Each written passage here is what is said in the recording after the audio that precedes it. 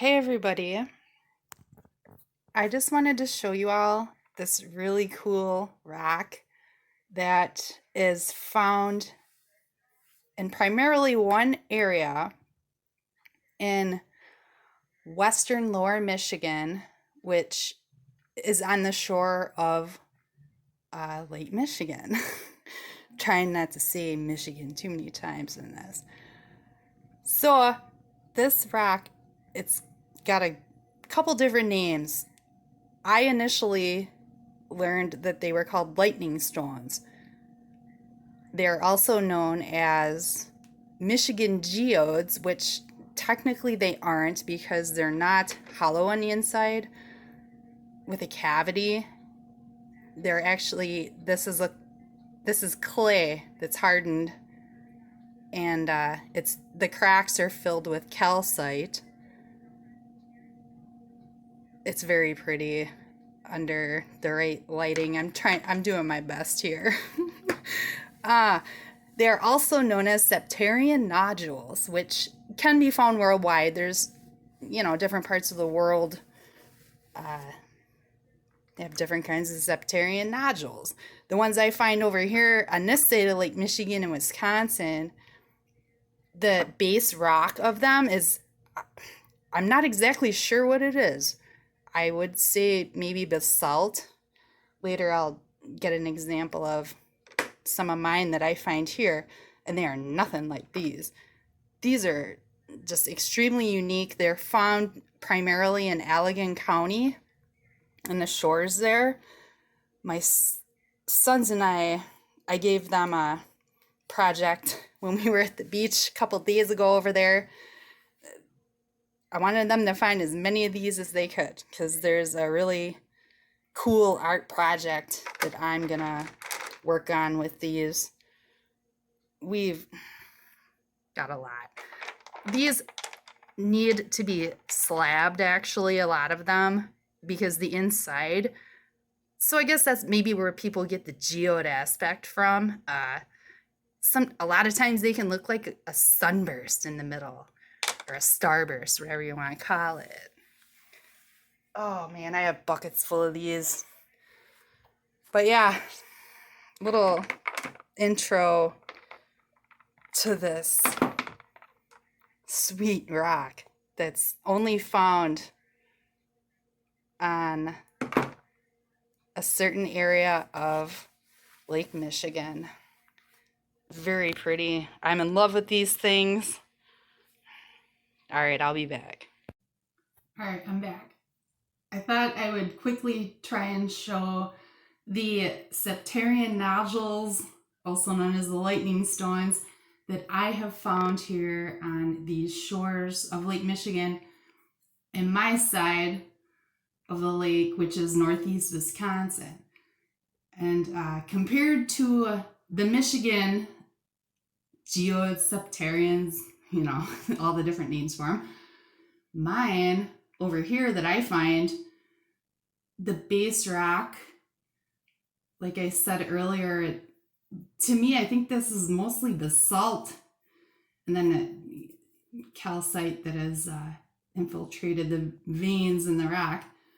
There's some more. They all vary.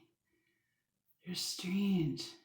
And like this one kind of reminds me of a piece of horn coral that comes from the ancient sea that once existed here. Oh, this one I think was the first I ever found, and I was in love immediately. Oh, I have so many. Some are very dull. I mean, this base rock, it almost resembles sandstone at times. Can't tell. This one actually is, I would say it's chert. It's like the Septarian, just when it was formed, and I have learned it was approximately 50 million years ago that at least the Michigan variety formed. I'm assuming the Wisconsin ones are you know, about the same time era. Now let's see. Oh, this one's cool. I like it. It's kind of bubbly. But see, you know, if this rock was upside down on the beach, you wouldn't even take a second look. But when you see that, it's like, what the heck is that? Very fun. All right. All right, last part of the video. This is just another smaller container of the Michigan rocks, and predominantly the lightning stones that I found over there in the past week. This one's really cool. There's a ton of calcite in it.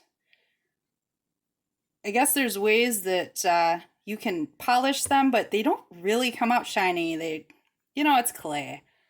And calcite isn't really known to be a super shiny mineral like quartz, from what I've learned. This rock here, I'll show you a few more other weird stuff I found.